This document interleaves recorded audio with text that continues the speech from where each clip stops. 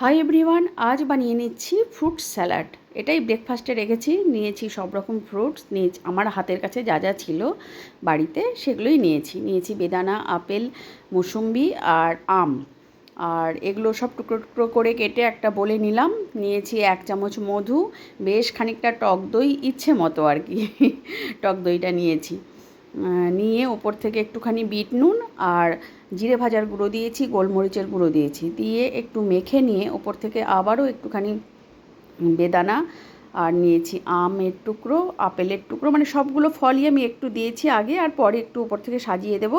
দিতে গিয়ে এই যে লেবুটাও হাত থেকে পড়ে গিয়েছে, একটু লেবুর রস দিয়ে দিলাম, আর দিয়ে ওপর থেকে আমি আরও একটুখানি টক দই ছড়িয়ে পরিবেশন করেছি। দারুণ হয়েছে খেতে, পেটটা অনেকক্ষণ ভরা থাকে। আর এই গরমে এই ফ্রুট স্যালাড খাওয়া যে কতটা উপকারিতা বলার অপেক্ষা রাখে না।